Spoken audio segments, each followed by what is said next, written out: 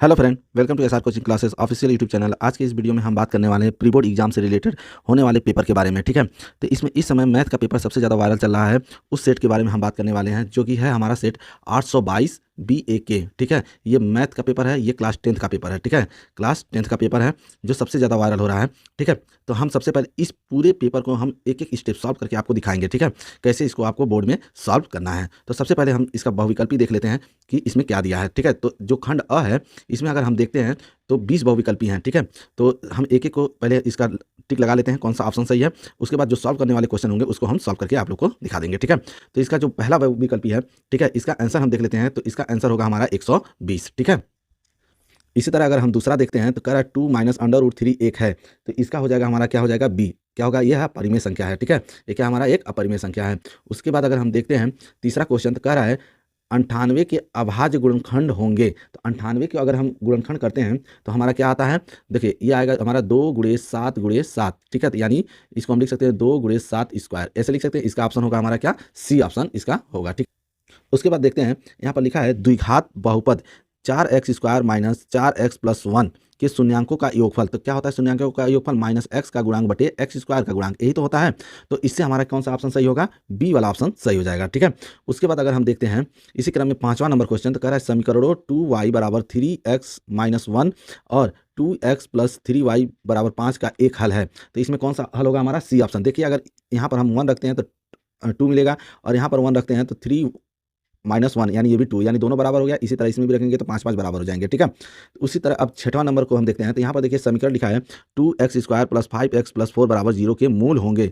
तो मूल क्या होते हैं हमारे, तो इसको हम अगर हम सॉल्व करते हैं तो इसके जो मूल होंगे वो कौन होंगे, वास्तविक नहीं होंगे। ठीक है, यहाँ पूछा क्या कौन सा ऑप्शन है, असमान होंगे तथा वास्तविक होंगे, या वास्तविक तथा समान होंगे, या बराबर होंगे। तो यहाँ पर लिखेंगे कि हम वास्तविक नहीं है। ठीक है, उसके बाद हम देखते हैं 7 नंबर अगर क्वेश्चन देखते हैं तो कह रहा है इसका मान क्या होगा, यानी x का मान पूछा है तो x² - 1/9। ठीक है, तो इसको हम उस साइड ले जाते हैं तो क्या हो जाएगा, x² बराबर हो जाएगा 1/9, अंडर रूट में आ जाएगा। तो ये आ जाएगा हमारा ऑप्शन सी ऑप्शन इसका सही होगा। ठीक है, इसी तरह 8वां अगर देखते हैं तो कह रहा है कि बिंदु -3, -5 की मूल बिंदु से दूरी होगी। ठीक है, तो अगर हम दूरी देखते हैं मूल बिंदु से दूरी, तो क्या होता है हमारा √x2 - x1 + y2 - y1 का होल स्क्वायर, यही तो फार्मूला होता है। तो इससे हमारा क्या ऑप्शन आएगा, सी ऑप्शन इसका क्या होगा, सही होगा। ठीक है, नेक्स्ट क्वेश्चन इसके बाद देखते हैं।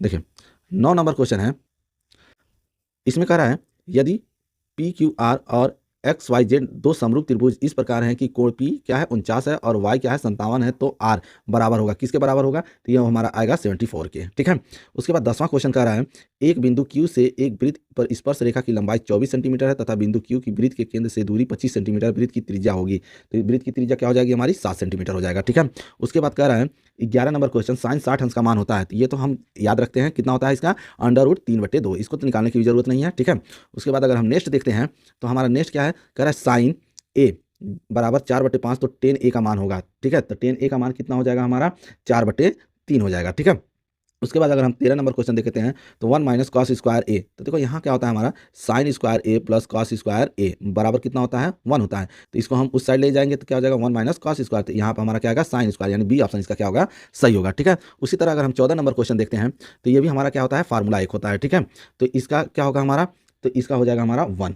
ठीक है, ये फार्मूला होता है 1 होता है। उसके बाद 15 नंबर क्वेश्चन कह रहा है कि 12 सेंटीमीटर त्रिज्या वाले एक वृत्त के त्रिज्यखंड का क्षेत्रफल क्या होगा जिसका कोण कितना दिया है 60 अंश, तो इसका होगा 24 सेंटीमीटर स्क्वायर। ठीक है, इसी तरह अगर हम नेक्स्ट क्वेश्चन देखते हैं 16 नंबर क्वेश्चन, तो यहाँ पर देखिए लिखा हुआ है यदि 5 सेंटीमीटर भुजा के दो घनों के संलग्न फलकों को मिलाकर रखा जाए तो बनने वाले ठोस का पृष्ठीय क्षेत्रफल होगा। ठीक है, तो 16 नंबर का कितना आंसर आएगा, 250 आएगा सेंटीमीटर स्क्वायर। ठीक है, उसके बाद कह रहा है किसी सिक्के को एक बार उछालने पर ऊपर शीर्ष आने की प्रायिकता, देखो जो अगर सिक्का एक उछाला जा रहा है तो या तो हेड पड़ेगा या तो टेल पड़ेगा, यही पड़ेगा। तो कह रहा है शीर्ष आने का, यानी हमारे अनुकूल कितना आया 1 और टोटल कितने हैं 2, यानी 1/2 इसका क्या होगा, आंसर होगा। ठीक है, उसके बाद कह रहा है एक थैले में से 3 लाल और 5 काली गेंदें निकाली जाती है। इस थैले में से यदि एक गेंद या दिशा निकाली जाती है तो इसके लाल गेंद होने की प्रायिकता क्या होगी। देखिए टोटल गेंद कितने हैं 8 हैं, तो हमारे अनुकूल और लाल गेंद निकालना है। देखिए कौन सा गेंद, लाल कितने हैं 3 है, तो 3/8, यानी सी ऑप्शन इसके क्या होंगे, सही होंगे। इसी क्रम में अगर 19 नंबर हम क्वेश्चन देखते हैं तो यहाँ पर देखिए 19 नंबर का निम्नलिखित सारणी का माध्य होगा। तो माध्य क्या होगा, तो इसका हम अगर माध्य निकालेंगे तो कितना आंसर आएगा 20.33 आएगा। ठीक है, उसी तरह 20 नंबर क्वेश्चन देखेंगे कह रहा माध्यक वर्ग क्या होगा, तो माध्यक वर्ग हो जाएगा हमारा क्या हो जाएगा 10 से 15, इसका माध्यक वर्ग होगा। ठीक है, अब यहाँ पर हम देखते हैं सेक्शन बी यानी खंड बी को अगर हम देखते हैं तो यहाँ हमको क्या करना होगा, सभी क्वेश्चन को सॉल्व करना होगा। ठीक है, कैसे इसको सॉल्व करना है, सारे क्वेश्चन को हम एक एक स्टेप बाय स्टेप करके दिखाते हैं। आप लोग इसको ध्यान से देखिएगा। ठीक है, और वीडियो को अगर आप लोग को लिखना होगा तो वीडियो को पॉज करके लिख लीजिएगा। ठीक है, तो सबसे पहला क्वेश्चन है, देखिए क्या है, कह रहा है सिद्ध कीजिए कि √5 एक अपरिमेय संख्या है। ठीक है, तो इसको कैसे सॉल्व करना है, तो इसको हम एक नीचे की तरफ हम क्या करते हैं, जाते हैं और वहाँ पर हम सॉल्व करेंगे। ठीक है, तो हम यहाँ पर इसको सॉल्व करते हैं। तो ये हमारा है 21 का, ठीक है, क। तो इसको कैसे सॉल्व करना है, तो यहाँ पर देखिए सबसे पहले हम क्या लिखेंगे, माना। ठीक है, माना क्या हो जाएगा हमारा कि √5 बराबर p बाई, ठीक है, एक परिमेय संख्या है, एक परिमेय संख्या है। ठीक है, जहां पी क्यू पूर्णांक है तथा जो क्यू है क्या है, 1 से अधिक है, तथा पी क्यू में कोई उभयनिष्ठ गुणनखंड नहीं है, में कोई उभयनिष्ठ गुणनखंड नहीं है, उभयनिष्ठ गुणनखंड नहीं है। ठीक है, उसके बाद अगर हम इसको लिखते हैं तो हम क्या करेंगे, दोनों पक्षों का वर्ग कर देंगे। ठीक है, दोनों पक्षों का वर्ग करेंगे तो क्या हो जाएगा, √5 का स्क्वायर बराबर ये हो जाएगा p बाई क्यू का स्क्वायर। ठीक है, तो यहाँ पर जब स्क्वायर करेंगे तो ये हो जाएगा 5 बराबर p स्क्वायर बटे क्यू स्क्वायर। हम यहाँ से क्या करेंगे, एक क्यू को इस साइड भेज देते हैं, तो ये हो जाएगा 5q बराबर p स्क्वायर अपॉन क्यू। ठीक है, ये हो गया हमारा। यहाँ पर अगर हम देखते हैं तो इसको इक्वेशन 1 मान लेते हैं और इसको इक्वेशन 2 सॉल्व कर लेते हैं। ठीक है, तो यहाँ पर लिखेंगे चूंकि 5q क्या है हमारा, एक पूर्णांक है, एक पूर्णांक है, लेकिन ठीक है पी स्क्वायर अपॉन क्यू में कोई उभयनिष्ठ नहीं है, में कोई उभयनिष्ठ नहीं है, उभयनिष्ठ नहीं है। ठीक है, उभयनिष्ठ गुणनखंड नहीं है, यहाँ पर लिखिएगा गुणनखंड, तो सबसे अच्छा रहेगा। ठीक है, अतः अतः p square upon q not equal to 5q। ठीक है, तो हम यहाँ लिखेंगे जो कि परिणाम सेकेंड के विपरीत है, यानी जो इक्वेशन है हमारा उसके विपरीत है, अतः हम यहाँ लिख सकते हैं अतः हमारी कल्पना असत्य है, असत्य, असत्य है। ठीक है, अतः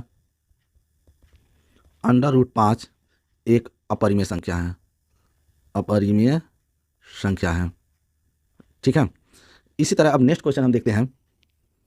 यहाँ पर देखिए नेक्स्ट क्वेश्चन हमारा यानी सेकंड नंबर क्वेश्चन कह रहा है, सिद्ध कीजिए कि बिंदु 1,5, 2,3 और -2, -11 संरेख है। ठीक है, तो इसको भी हम सॉल्व करके देख लेते हैं कि ये संरेख है कि नहीं है। ठीक है, तो सॉल्व करते हैं इसको। 21 का ख सॉल्व करते हैं, तो कह रहा है पहले देखिए यहाँ संरेख होंगे। देखिए 3 बिंदु जो बिंदु दिए हैं कौन कौन से दिए हैं, 1,5, ठीक है, और 2,3, यानी इसको बी मान लेते हैं, और जो सी दिया है वो हमारा क्या है, -2, -11 संरेख होंगे। ठीक है, संरेख होंगे, कब संरेख होंगे, जब त्रिभुज का क्षेत्रफल यानी त्रिभुज का क्षेत्रफल क्या हो, 0 आ जाए, तो क्या होते हैं, संरेख होते हैं। ठीक है, तो हम यहाँ पर लिखते हैं त्रिभुज का क्षेत्रफल बराबर 1/2। ठीक है, और यहाँ पर होता क्या है, x1 y2 माइनस y1, ठीक है, y3 plus x2 y3 minus y1 plus x3 y1 minus y2। ठीक है, अगर ये 0 आ जाता है तो ये संरेख होगा, अगर 0 नहीं आता है तो ये संरेख नहीं होगा। ठीक है, तो यहाँ हो जाएगा हमारा क्या, एक यहाँ देखिए ये x1 होगा, ये x2 होगा, ये x1 होगा और ये क्या होगा हमारा y1, ये हमारा x2 होगा, ये y2 होगा, ये x3 होगा और ये हमारा y3 होगा। तो हमारा x1 क्या है, 1 है। ठीक है, इस तरह से हम क्या करेंगे, मान भर देते हैं, तो ये हम मान भर लेते हैं। ठीक है,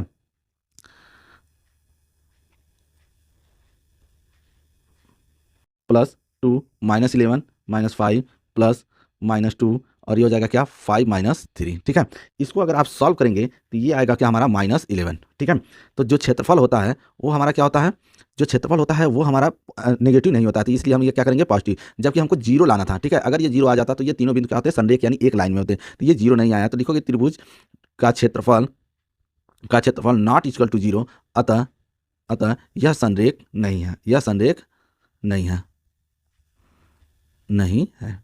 ठीक है, अब इसी तरह नेक्स्ट क्वेश्चन करते हैं 21 का ग नंबर क्वेश्चन।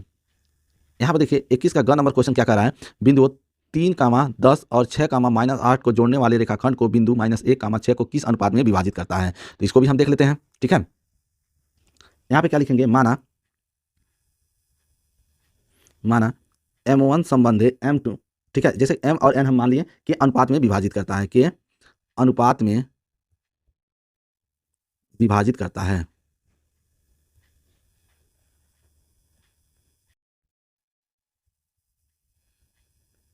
ठीक है, विभाजित करता है, तो ठीक है, जो ए बिंदु है हम देख लेते हैं।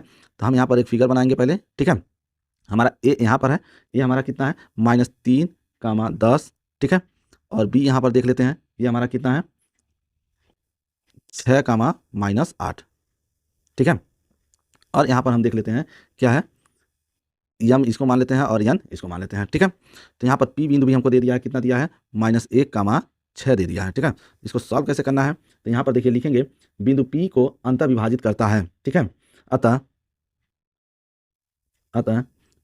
पी बिंदु बराबर क्या हो जाएगा हमारा m1x2 + m2x1 बटे m1 + m2, ठीक है। और यहाँ क्या हो जाएगा हमारा m1y2 + m2y1 बटे m1 + m2, इसको ऐसे लिख सकते हैं, ठीक है। तो यहाँ पर देखिए क्या होगा -1, 6 बराबर कितना हो जाएगा हमारा, यहाँ पर अगर देखते हैं तो m1 × 6, x2 का मान कितना हमारा, x2 ये है हमारा, तो कितना है 6, और m2 हमको निकालना है, ठीक है। और x1 कितना हमारा, कितना है -3, ठीक है।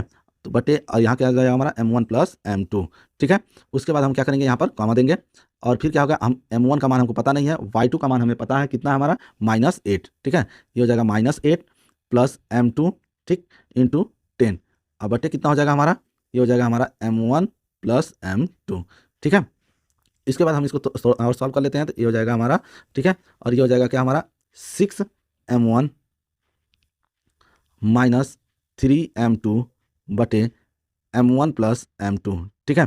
और यहाँ पर फिर हमारा क्या हो जाएगा, यहाँ पर हो जाएगा -8m1, ठीक है, + 10m2 बटे m1 + m2, ठीक है। और उसके बाद हम क्या करेंगे, फिर देखो यहाँ पर हम तुलना कर देंगे, ठीक है।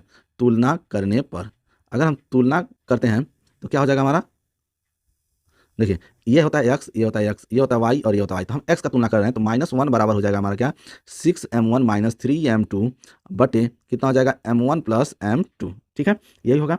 उसके बाद हम अगर यहाँ पर इसका गुणा हम क्या करेंगे, इधर कर देंगे, तो क्या हो जाएगा हमारा -m1 - m2 बराबर कितना हो जाएगा 6m1, ठीक है, -3m2। तो यहाँ पर हम क्या करते हैं, m1 को इधर लाते हैं, तो -m1, और ये प्लस में है तो इधर आएगा तो माइनस हो जाएगा m1, ठीक है। और यहाँ -3m2 तो पहले से ही था, इसको भी उस साइड ले जाएंगे, तो -m, ये माइनस है तो ये प्लस हो जाएगा, ठीक है, m2, तो इसको हो जाएगा -7m1, और ये कितना हो जाएगा -2m2, ठीक है।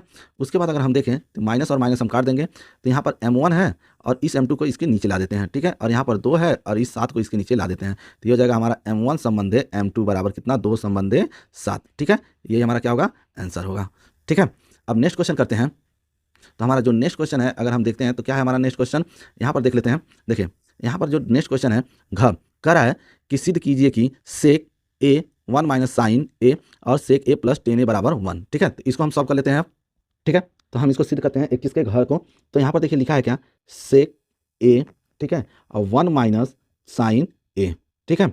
उसके बाद है हमारा सेक a, ठीक, अब प्लस tan a, यही है। और इसको हमको कितना लाना है, 1 लाना है। तो हम क्या करेंगे, यहाँ पे लेफ्ट हैंड साइड लेके चलेंगे, ठीक है। तो यहाँ पहले लिखेंगे क्या, sec a 1 - sine a into sec a plus tan a, ठीक है।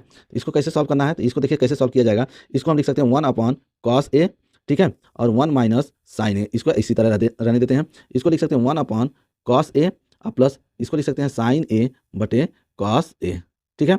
उसके बाद हमारा क्या हो जाएगा 1 - साइन a बटे कितना हो जाएगा cos a, ठीक है। और यहाँ पर हमारा क्या हो जाएगा, यहाँ पर देखिए अगर हो जाएगा 1 + साइन a बटे cos a, ठीक है।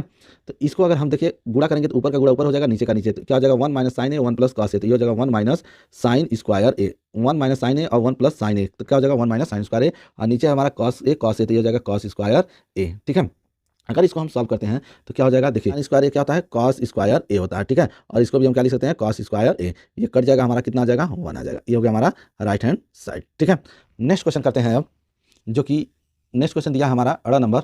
यहाँ पर देखिए ये दिया है क्वेश्चन, कह रहा है त्रिज्या 10 सेंटीमीटर वाले एक वृत्त त्रिज्यखंड का क्षेत्रफल ज्ञात कीजिए जिसका कोण 120 अंश है, ठीक है। इसको हम सॉल्व कर लेते हैं। इसको हम यहीं पर अगर बता दें तो भी हमारा क्या होगा, हो जाएगा क्वेश्चन। तो यहाँ पर देखिए इसको हम कैसे सॉल्व करेंगे, कह रहा है कि ये हमारा क्या है, त्रिज्या है, और ये हमारा कितना दिया है 120 दिया है, ठीक है, और ये 10 सेंटीमीटर, ठीक है।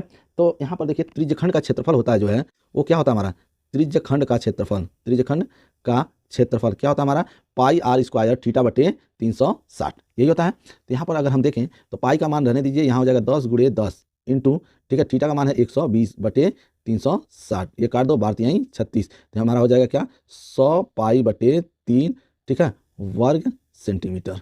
यही होगा, यही हमारा आंसर है। ठीक है, तो ये अड़ वाला तो हो चुका हमारा, छोटा सा क्वेश्चन था। उसके बाद हम देखते हैं च नंबर क्वेश्चन, जो ये च दिया है।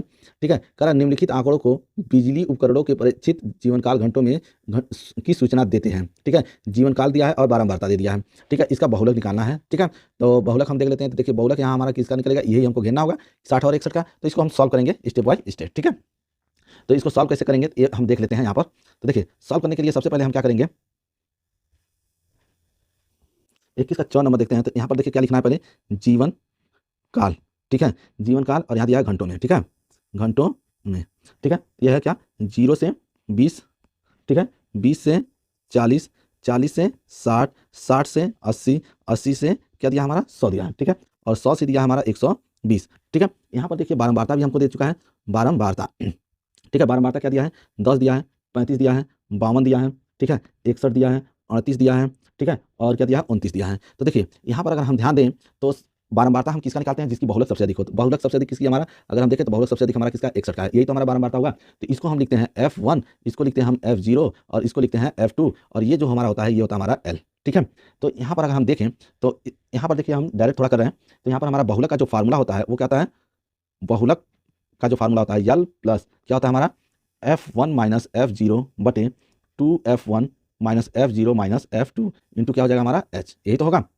ठीक है, तो यहाँ पर लिखेंगे क्या 60 प्लस क्या हो जाएगा 61 माइनस 52 बटे कितना हो जाएगा 2 इंटू 61 माइनस 52। ठीक है, और ये हो जाएगा 38। ठीक, और ये हो जाएगा, अच्छा यहाँ पर देखिए एच का मान कितना होता है, जो हमारा अंतराल होता है वही हमारा क्या होता है एच होता है। तो अंतराल कितना हमारा, देखिए 80 से 100 कितना है अंतराल, 100 हमारा 20 का अंतराल आ रहा है। ठीक है, और यहाँ पर हमने F1 सब कुछ सारा मान बता दिया कि F का मान क्या है, ये हमारा F0 का मान है, ये हमारा F1 का मान है, और ये हमारा किसका है F2 का है, ये हमारा L है, सब रख देंगे इसमें। और इसको जब सॉल्व करेंगे तो हमारा कितना आएगा, ये आएगा हमारा 65.625। ठीक है, ये हमारा क्या होगा आंसर होगा। ठीक है, अब नेक्स्ट क्वेश्चन करते हैं। नेक्स्ट नंबर है हमारा क्वेश्चन 22, कह रहा है किन्हीं 5 खंडों को हल कीजिए। ठीक है, इसमें से सिर्फ 5 खंड करने हैं। तो पहला कह रहा है द्विघात बहुपद यानी x square minus 2x minus 8 के शून्यांक ज्ञात कीजिए और शून्यांकों तथा गुणांकों के बीच संबंध की सत्यता की जांच भी करना है। ठीक है, तो इसमें देखिए शून्यांक हम कैसे ज्ञात करते हैं, इसको पहले हम देख लेते हैं। ठीक, तो इसको सॉल्व कैसे करेंगे वो भी हम देख लेते हैं, कैसे सॉल्व करना है। तो यहाँ पर हम आ जाते हैं सॉल्व के लिए। ठीक है, तो यहाँ हमारा क्वेश्चन क्या था कि 22 नंबर जो क्वेश्चन है, अब 22 का हमारा क है। ठीक है, यही तो सॉल्व करना है। तो यहाँ पर देखिए सबसे पहले लिखेंगे हमारा बहुपद जो दिया है वो लिखेंगे। ठीक है, तो बहुपद हमारा देखिए क्या दिया है, तो ये दिया हमारा x square minus 2x minus 8। तो हम सबसे पहले इसका क्या करेंगे, गुणनखंड करेंगे। तो यहाँ हो जाएगा एक्स स्क्वायर यानी 4 दूनी 8 हो जाएगा, 4 माइनस 2x माइनस 8। ठीक है, ये हो जाएगा x square minus 4x plus 2x minus 8। ठीक है, ये जो गुणनखंड बनेगा हमारा क्या बनेगा, यहाँ से x कॉमन लेंगे तो x माइनस 4, यहाँ प्लस 2 कॉमन लेंगे तो x माइनस 4, तो ये हो जाएगा x माइनस 4, और ये हमारा क्या बचा x प्लस 2। ठीक है, अब हम करें बहुपद के लिए। तो बहुपद बहुपद तो क्या हो जाएगा, जब x square minus 2x minus 8 बराबर क्या होना चाहिए 0। इसका मतलब अगर ये 0 है तो इसको भी हमको 0 करना पड़ेगा। तो x माइनस 4 और ये क्या हो जाएगा x प्लस 2 बराबर भी हमारा क्या हो जाएगा 0 हो जाएगा। ठीक है, तो यहाँ पर लिखेंगे जब x माइनस 4 बराबर क्या हो जाएगा 0, तो x बराबर कितना हो जाएगा हमारा 4 हो जाएगा। ठीक है, और यहाँ पर फिर लिखेंगे क्या, जब x प्लस 2 बराबर 0, तो x बराबर कितना हो जाएगा हमारा माइनस 2 हो जाएगा। ठीक है, अब हम देख लेते हैं कि जो क्वेश्चन में सत्यता की जाँच कहा है, तो लिखेंगे सत्यता की जांच। ठीक है, तो सत्यता की हम जांच कैसे करेंगे ये भी चेक कर लेते हैं। तो देखिए जो सत्यता की जांच होता है तो पहले क्या है शून्यांकों का योगफल, तो यहाँ लिखेंगे शून्यांकों, ठीक है, का योगफल। शून्यांकों का योगफल क्या होता है हमारा, तो देखो ये होता है माइनस एक्स का गुणांक, ठीक है, एक्स का गुणांक अब बटे एक्स स्क्वायर का गुणांक। ठीक है, अब यहाँ पर अगर आप देखते हैं तो शून्यांकों का योगफल, शून्यांक हमारे यही है, इन दोनों को जोड़ना है यानी 4 अब प्लस यहाँ पर माइनस 2 दिया है। और देखो एक्स का गुणांक, हमारा जो क्वेश्चन था वो हमारा क्वेश्चन क्या था कि देखिए x square minus 2x minus 8। ठीक है, यही तो था। तो यहाँ पर अगर हम देखें माइनस एक्स तो हमारा यही है, तो यहाँ पर क्या हो रहा है माइनस पहले से, और उसकी जो संख्या दिया रहता है, ठीक है, गुणांक जो दिया रहता है उसको लिखते हैं तो माइनस 2 लिखा है। और एक्स स्क्वायर तो हमारा ये है, तो इसके आगे कुछ नहीं दिया तो 1 होगा, तो 1 हो गया। ठीक है, तो ये हो जाएगा कितना हमारा, ये भी अगर हम देखें तो ये आ जाएगा हमारा 2, क्योंकि माइनस माइनस प्लस हो जाएगा, और ये भी आ जाएगा 2। ठीक है, यही प्रूव करना था। ठीक है, उसके बाद अभी एक और प्रूव करना है, क्या प्रूव करना है इसमें भी देख लेते हैं। तो कह रहा है शून्यांकों का गुणनफल भी, ठीक है, शून्यांकों का गुणनफल भी हमको क्या करना है, प्रूव करना है। तो यहाँ पे लिखेंगे शून्यांकों का गुणनफल। शून्यांकों का गुणनफल क्या होता है, अचर पद बटे एक्स स्क्वायर का गुणांक। ठीक है, अचर पद हमारा क्या होता है, यानी जो एक्स जिसके साथ ना हो। शून्यांकों का गुणनफल ये पूछा है ना, तो शून्यांकों का गुणनफल यानी शून्यांक हमारे क्या थे 4 गुणे -2 ये तो लिखेंगे। और यहाँ पर कितना हो जाएगा हमारा -8/1। तो यहाँ कितना हो जाएगा 4 दूनी 8, ये भी क्या हो जाएगा हमारा 4 दूनी 8, यही हमको सिद्ध करना था। ठीक है, अब नेक्स्ट क्वेश्चन करते हैं।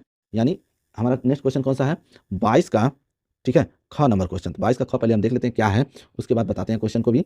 ठीक है, हम सारे क्वेश्चन को आपको एक एक क्वेश्चन करके सभी को बताएंगे। ठीक है, इसको आप बहुत आसानी से अपने कॉपी में लिख सकते हैं और उसको सॉल्व करके अपना पेपर भी दे सकते हैं। ठीक है, यहाँ पर देखिए नेक्स्ट का रहा है क्वेश्चन कि अगर यहाँ पर देखा जाए दो क्रमागत धनात्मक पूर्णांक ज्ञात कीजिए जिनके वर्गों का योगफल कितना है 365 है। ठीक है, तो इसको हम सॉल्व कर लेते हैं कि क्या दिया है, इसका आंसर क्या होगा। ठीक है, तो इसको भी हम सॉल्व करते हैं। तो यहाँ पर देखिए सॉल्व कैसे करेंगे, तो यहाँ पर दिया है पहले माना, ठीक है, यक्स तथा यक्स प्लस 1, ठीक है, दो क्रमागत धनात्मक पूर्णांक हैं,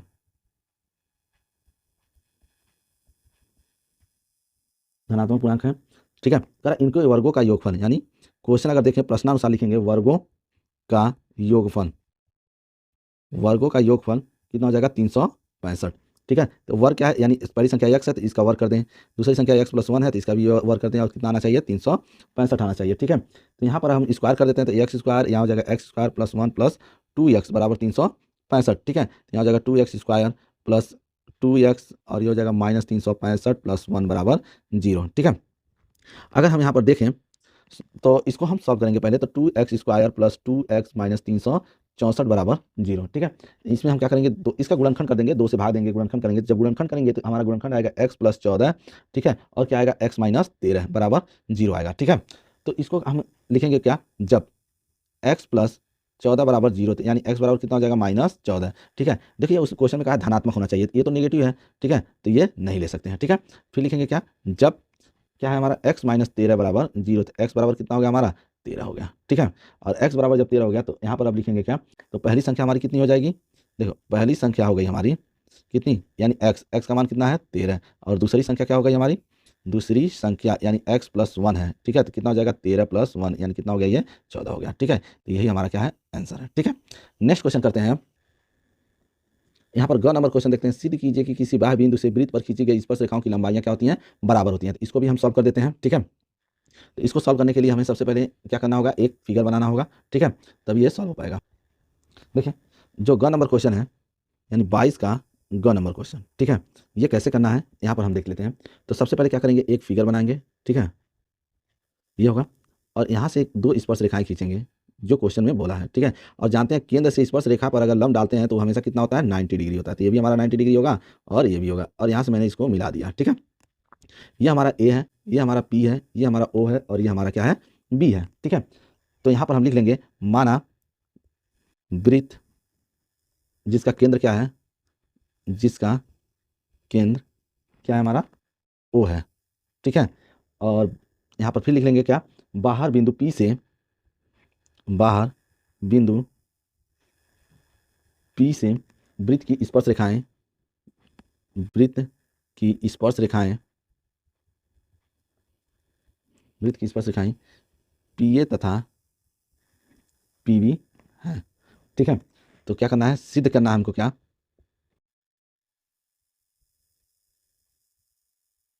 सिद्ध करना है, पी ए बराबर क्या होना चाहिए, पी बी होना चाहिए। ठीक है, तो हम उपपत्ति में आ जाते हैं, बहुत आसान सा है। ठीक है, इसको आसानी से आप लोग कर सकते हैं।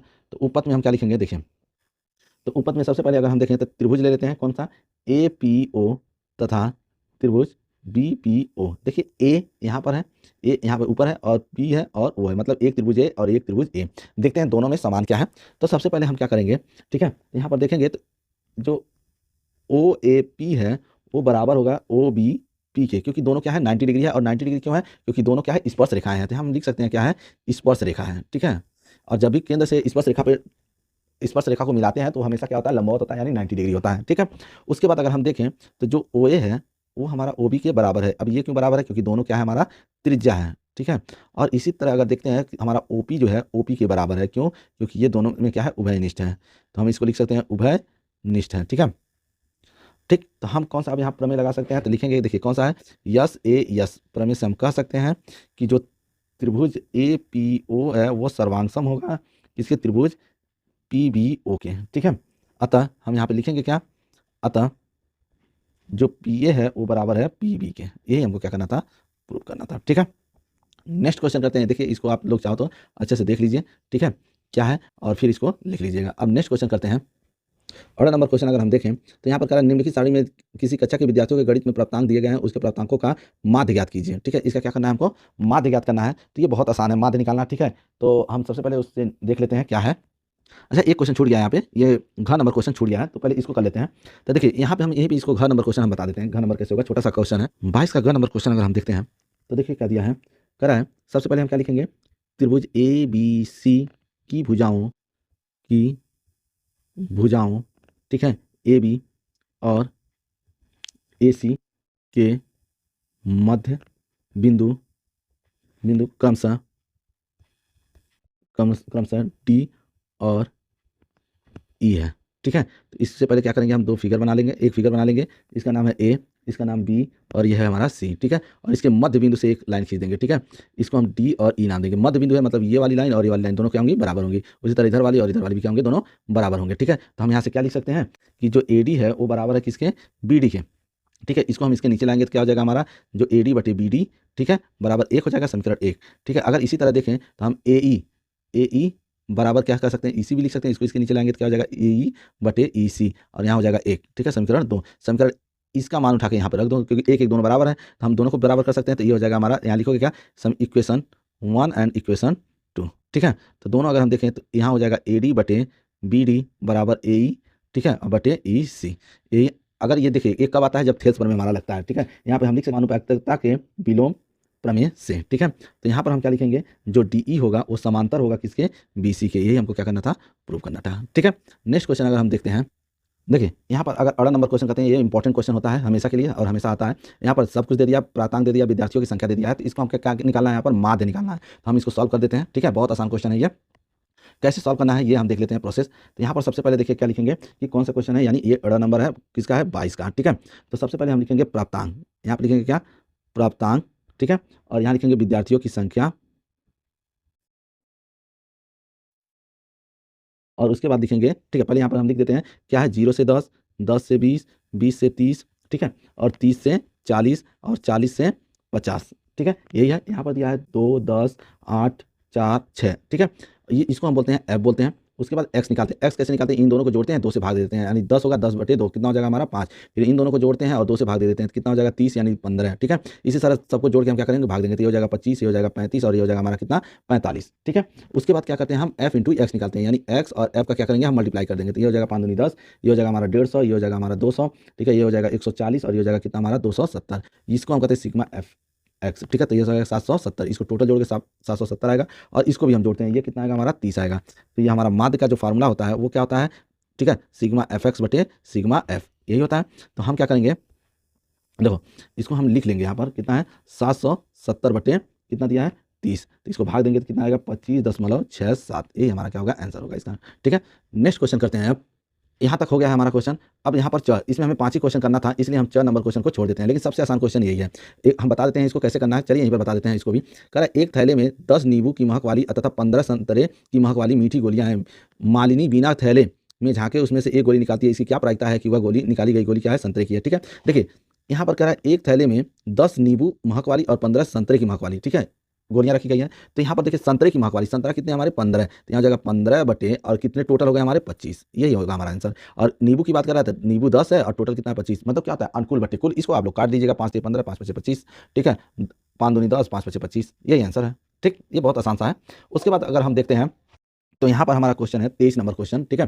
23 नंबर क्वेश्चन में देखिए 2 क्वेश्चन दिए हैं, एक ये क्वेश्चन है और एक ए, यहाँ पर अथवा है, दोनों में से किसी एक को करना है और ये आपको 6 नंबर मिलेंगे यहाँ पर, ठीक है। तो इसको कैसे करना है तो हम यहाँ पर आपको बता देते हैं, ठीक है। तो देखिए कैसे किया जाएगा ये क्वेश्चन, मैं इस क्वेश्चन को सॉल्व करूंगा, ठीक है, ये जो क्वेश्चन है इसको सॉल्व करूंगा, लेकिन मैं इसका आंसर आप लोग को बता दूंगा, ठीक है। इसका तीसरे वर्ष का जो उत्पादन होगा, यानी देखिए यहाँ पर इसका जो आंसर होगा, इसका प्रथम वर्ष में उत्पादन कितना होगा 550 TB, ठीक है।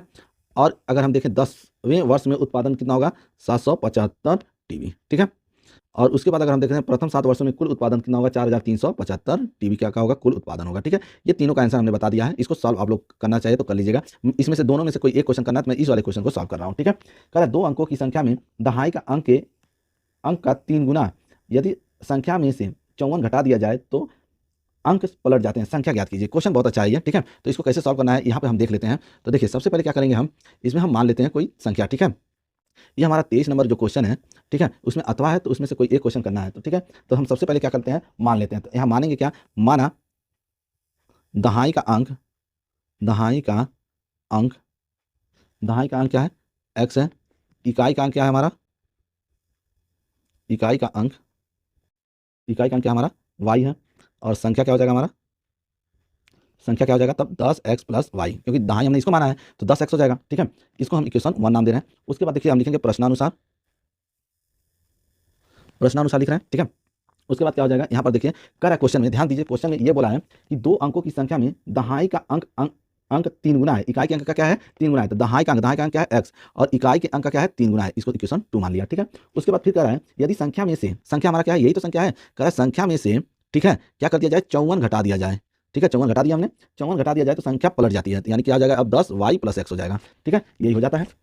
तो अब इसको सॉल्व कर लेते हैं। तो ये हो जाएगा हमारा क्या, देखिए सबको इस साइड ले जाइए, इसको उस साइड ले जाइए। तो ये हो जाएगा 10x माइनस x, इसको इधर लाएंगे तो माइनस हो जाएगा, ये भी आएगा इधर तो माइनस हो जाएगा, माइनस 10y अब प्लस y बराबर कितना हो गया हमारा 54। तो ये घट जाएगा, कितना हो जाएगा 9x, और ये भी कितना हो जाएगा 9y बराबर, ये भी कितना हो गया हमारा 54, ठीक है। तो अब क्या करते हैं, 9 से भाग दे देते हैं। तो ये हमारा कितना हो जाएगा x माइनस वाई बराबर 6 आ जाएगा यहाँ पर, ठीक है। ये हो जाएगा हमारा समीकरण 3, ठीक है। तो समीकरण 2 से क्या करेंगे, यहाँ पे मान रख देंगे, ठीक है। तो यहाँ पे लिखेंगे समीकरण 2 से समीकरण 3 में मान रखने पर, समीकरण 3 में मान रखने पर, ठीक है, मान रखने पर तो रखेंगे। तो यहाँ पर देखिए x का मान कितना है 3y, तो यहाँ पे हम x की जगह क्या रखेंगे 3y माइनस y बराबर 6। तो यहाँ हो जाएगा हमारा 2y बराबर 6। तो y बराबर कितना हो गया 2 3 6, यानी 3 हो गया, ठीक है। अब इसको समीकरण किस में रख दो, 2 में रख देते हैं। तो समीकरण 2 में रखेंगे तो x बराबर 3y है, x बराबर क्या है 3y है, तो x यानी 3y का मान है 3, तो कितना हो गया x बराबर हो गया हमारा 9, ठीक है। ये हो गया। अब हमें तो ये नहीं निकालना है, हमें क्या निकालना है, संख्या निकालना है, ठीक है। तो संख्या हमने क्या माना था 10x प्लस वाई, तो 10 गुणे x का मान है 9 और y का मान कितना है 3, तो ये हो जाएगा 90 प्लस 3, ये हो जाएगा हमारा कितना 93, ठीक है। नेक्स्ट क्वेश्चन करते हैं।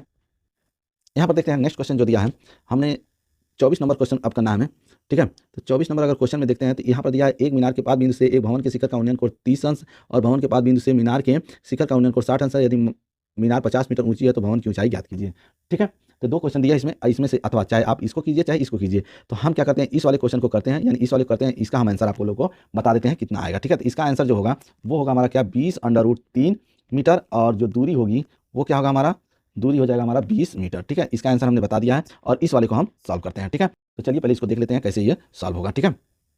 तो यहाँ पर हम अगर सॉल्व करते हैं तो देखिए क्वेश्चन क्या था हमारा, जो 24 नंबर क्वेश्चन है, ठीक है, 24 का हम पहला वाला क्वेश्चन कर रहे हैं। तो यहाँ पर देखिए क्या कर रहा है, एक मीनार के पाद बिंदु से, ठीक है। तो पहले इसका हम फिगर बना लेते हैं सब कुछ अच्छी तरह से। यहाँ पर देख लेते हैं, हमने फिगर पूरा बना दिया है, ठीक है। अब क्वेश्चन देखिए क्या कर रहा है, कह रहा है एक मीनार के पाद बिंदु से एक भवन के शिखर का उन्नयन कोण कितना दिया है 30 दिया है, ठीक है। और कह रहा है भवन के पाद बिंदु से एक मीनार के शिखर का उन्नयन कोण कितना दिया है, ये 60 दिया है, ठीक है।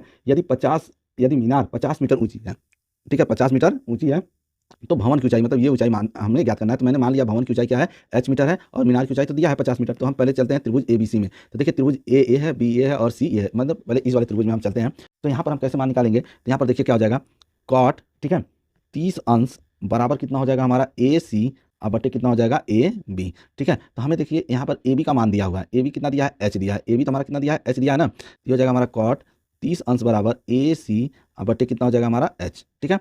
उसके बाद अगर हम देखते हैं तो देखिए क्या हो जाएगा, यहाँ पर h को, यहाँ इसका मान cot 30 अंश का मान कितना होता है √3 होता है, कितना होता है √3। तो AC बटे h हो जाएगा। तो AC बराबर कितना हो जाएगा h √3, इसको समीकरण 1 नाम दे दे रहे हैं, ठीक है। इसी तरह अगर हम देखें तो अब क्या हो, चलते हैं त्रिभुज किस में आ जाते हैं DCA में। देखिए D यहाँ पे है, C यहाँ है, A यहाँ है, ठीक है। तो DCA में अगर हम देखें तो यहाँ पर हम लिखते हैं क्या 10 60 अंश बराबर, 10 60 अंश बराबर। तो यहाँ पर क्या हो जाएगा DC बटे क्या होता है DC बटे AC, यानी क्या होता है 10 का होता है लंब बटे आधार, ये तो लिखेंगे। तो 10 60 अंश का मान कितना होता है, हम यहाँ पे लिख देते हैं 10 60 अंश का मान जो होता है √3 होता है, और DC का मान दिया है क्वेश्चन में 50 और AC। तो AC बराबर हमारा कितना हो जाएगा, कितना हो जाएगा, ये हो जाएगा, देखिए AC इधर आ जाएगा, ये इधर आ जाएगा, तो कितना हो जाएगा हमारा, ये हो जाएगा 50 बटे √3, यही होगा। ये हो गया हमारा इक्वेशन 2, ठीक है। अगर हम यहाँ पर देखते हैं इक्वेशन 1 और 2 को अगर सॉल्व करें, देखिए यहाँ भी AC है और यहाँ भी है, तो इस AC का मान उठाकर हम यहाँ पे रख रहे हैं, ठीक है। तो ये कितना हो जाएगा हमारा 50 √3, ठीक है, बराबर h √3। हम इसका गुणा इसमें कर देंगे तो क्या हो जाएगा 50 बराबर h √3 इंटू √3। तो यहाँ से हमारा 3h हो जाएगा और ये हो जाएगा हमारा 50, ठीक है। तो हमारा जो h हो जाएगा अब ये इसके नीचे आ जाएगा, तो कितना हो जाएगा 50 बटे 3, ठीक है, यही हमारा क्या होगा, मीटर आंसर होगा। ठीक है, एक क्वेश्चन और है, उसे भी हम कर लेते हैं पहले। ठीक, यहाँ पर देखिए एक क्वेश्चन है, 25 नंबर जो क्वेश्चन है ये बचा हुआ है। कह रहा है ऊंचाई 2.4 सेंटीमीटर और व्यास 1.4 सेंटीमीटर वाले एक ठोस बेलन में इसी ऊंचाई और इसी व्यास का एक शंक्वाकार खोल यानी कैविटी काट लिया जाता है। शेष बचे ठोस निकटतम वर्ग सेंटीमीटर पृष्ठ क्षेत्रफल तक ज्ञात कीजिए। ठीक है, और दूसरा कह रहा है एक तंबू के ऊपर शंक्वाकार तथा नीचे से लंबवृत्त बेलन के रूप का है। तंबू की संपूर्ण ऊंचाई 15 मीटर है तथा आधार का व्यास 24 मीटर है। तंबू के बेलनकार भाग की ऊंचाई 10 मीटर है। तंबू बनाने में प्रयुक्त कैनवस का क्षेत्रफल ज्ञात कीजिए। ये सब मनोहरे की बुक से है। ठीक है, तो अब देखिए यहाँ पर मैं क्या करता हूँ, इसको सॉल्व कर देता हूँ। 25 नंबर यानी ये जो क्वेश्चन है इसको मैं सॉल्व कर रहा हूँ, इस वाले को हम सॉल्व नहीं कर रहे हैं। ठीक है, तो कैसे सॉल्व करना है, तो देखिए कह रहा है ऊंचाई 2.4 सेंटीमीटर। ठीक है, तो यहाँ पर हम सॉल्व करते हैं इसको कि कैसे सॉल्व होगा। ठीक है, तो यहाँ पर देखिए ये 25 नंबर क्वेश्चन है। ठीक, तो इसको हम सॉल्व करते हैं। तो सबसे पहले क्या करेंगे, यहाँ पर एक फिगर बना लेते हैं। ठीक है, ये है फिगर। ठीक है, तो ये फिगर दे दिया है। यहाँ पर अगर हम देखें तो देखो यहाँ त्रिज्या दिया है कितना, 0.7 सेंटीमीटर दे दिया है क्वेश्चन में। ठीक है, और ऊंचाई भी दे दिया है कितना, 2.4 सेंटीमीटर इसकी ऊंचाई दे दिया है। ठीक है, और उसके बाद अगर हम देखें तो ये पूरा दे दिया हमारा, क्या दे दिया है, 1.4 सेंटीमीटर डायमीटर दे दिया है। ठीक है, यहाँ पर देखो हमने मान लिया है कि जो बेलनकार भाग की, ठीक है, बेलनकार भाग की जो ऊंचाई है यानी h बराबर वो कितना दिया है, 2.4 सेंटीमीटर। ठीक है, उसके बाद क्या है, व्यास भी दे दिया है। व्यास का मतलब दे दिया हमारा d 1.4 सेंटीमीटर। ठीक है, और त्रिज्या दे दिया है, त्रिज्या यानी r दे दिया, कितना दे दिया, 1.4/2 यानी कितना हो जाएगा, 0.4 सेंटीमीटर। ठीक है, तो यहाँ पर हम एक कुछ और मान लेते हैं पहले। जैसे कि यहाँ पर हम देखें तो शंकु की ऊंचाई, शंकु की जो ऊंचाई है वही होगा जो बेलन की ऊंचाई होगा। ठीक है, ये भी कितना हो जाएगा हमारा, 2.4 सेंटीमीटर। त्रिज्या भी वही होगा क्योंकि उसी से काटा जा रहा है, तो क्या हो जाएगा त्रिज्या हमारा, ये भी हो जाएगा 0.7 सेंटीमीटर। यहाँ से हम एल का मान निकालते हैं, तो एल बराबर क्या होता है हमारा, h² + r²। ठीक है, तो यहाँ पर हम रखेंगे क्या, h, देखिए यहाँ पर h का मान है 2.4 का स्क्वायर और प्लस r यानी 0.7 का स्क्वायर, यही है। तो ये होता है 576 और 2 अंक बाद दशमलव, ये हो जाएगा 0.49 और ये हो जाएगा हमारा क्या, अंडर रूट। ठीक है, ये हो जाएगा हमारा कितना, 625 दशमलव, यानी ये हो जाएगा कितना हमारा, 2.5 सेंटीमीटर। ठीक है, ये हो गया, ये हो गया हमारा क्या नाम है, एल। ठीक है, अब यहाँ पर देखिए क्वेश्चन में जो कह रहा है कि ये फिगर है। ठीक है, और इस फिगर से ये शंकु काट के निकाल दिया जा रहा है, तो कह रहा है जो ये हिस्सा बचा है इसका कितना क्षेत्रफल ये बचा हुआ है, इसी को हमको निकालना है। ठीक है, तो देखिए इसको कैसे करेंगे, यहाँ पर अगर हम देखते हैं तो देखिए लिखेंगे सबसे पहले क्या, शेष बचे, शेष बचे ठोस का पृष्ठीय क्षेत्रफल, ठोस बचे पृष्ठीय क्षेत्रफल क्या हो जाएगा, तो सब देखिए इसमें क्या है, बेलन है तो बेलन का वक्र पृष्ठ निकालेंगे, बेलन का वक्र पृष्ठ, वक्र पृष्ठ प्लस, अब क्या है, बेलन के आधार का क्षेत्रफल, आधार का क्षेत्रफल अब प्लस क्या हो जाएगा, शंकु का वक्र पृष्ठ, शंकु का वक्र पृष्ठ। ठीक है, अब देखिए इसमें सभी बेलन का वक्र पृष्ठ क्या होता है, 2πr/h। ठीक है, और बेलन का आधार कैसा होता है, वृत्ताकार, तो वृत्त का क्षेत्रफल क्या होता है, πr²। ठीक है, और शंकु का वक्र पृष्ठ क्या होता है, πr/l। पहले ये समझ लीजिए क्योंकि ये फार्मूला लगा, संपूर्ण पृष्ठ भी लगा सकते थे, यहाँ पे हम एक फार्मूला और लगा सकते हैं। पहले क्या लिख सकते हैं कि पहले बेलन का संपूर्ण पृष्ठ निकाल लेंगे, उसमें से हम आधार का क्षेत्रफल माइनस कर देंगे और शंकु का वक्र पृष्ठ क्या करेंगे उसमें जोड़ देंगे, तो भी हमारा आंसर आ जाएगा। ठीक है, तो यहाँ पर हम क्या कर रहे हैं, वक्र पृष्ठ से निकालना है, इसलिए हम ये वाला फार्मूला लगा रहे हैं। ठीक है, तो इसमें से देखिए कॉमन हमारा क्या है, कॉमन अगर हम देखते हैं तो देखिए क्या क्या कॉमन है, पाई और आर क्या है हमारा कॉमन है, तो यहाँ पर पाई आर कॉमन हो जाएगा, तो यहाँ पर 2 और h बचेगा प्लस r बचेगा और यहाँ पर क्या बचेगा, l बचेगा। तो पाई, पाई का मान अगर हम रखना चाहें तो रखते हैं, कितना हो जाएगा, 22/7 गुणे, ठीक है, r का मान है 0.7। ठीक है, उसके बाद अगर हम देखें तो 2 गुणे h का मान कितना है हमारा, h का मान हमारा है 2.4, कितना है 2.4 प्लस r है 0.7 प्लस और l है 2.5, अभी निकाले हैं, l का मान क्या है यहीं पे है। ठीक है, तो इसको अगर हम सॉल्व करते हैं तो यहाँ से इसको काट देंगे तो 0.1, तो ये हो जाएगा 2.2। ठीक है, और इसको जोड़ेंगे तो हम कितना आ जाएगा, गुणा भाग करके जोड़ देंगे तो कितना आ जाएगा, ये आ जाएगा। ठीक है, तो इसका हम गुणा करेंगे तो ये हो जाएगा इतना वर्ग मीटर। ठीक है, इसको हम लिख सकते हैं लगभग में 18 वर्ग मीटर। ठीक है, ठीक है, यही हमारा आंसर है। ठीक है, मैंने सभी क्वेश्चन को आपके सामने सॉल्व कर दिया है। ठीक है, इसको आप पॉज़ करके इसको नोट कर लीजिएगा, ठीक? और इसको 1 से 2 बार लगाइएगा, ठीक है? जहाँ ना समझ आए कमेंट कर दीजिएगा, हम उसको एक वीडियो में बनाकर और उसको डाल देंगे, ठीक है? यदि यह वीडियो आपको पसंद आई हो तो वीडियो को लाइक कीजिए, चैनल को सब्सक्राइब कीजिए।